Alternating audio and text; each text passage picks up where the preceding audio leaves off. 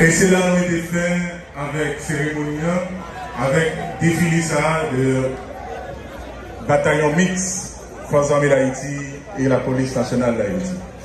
Merci Ville Okap, merci ministère de l'Éducation nationale, merci ministère Jeunesse Sport, merci Méria, merci à tout le monde qui te mettait main, toute organisation, toute institution qui mettait tête ensemble.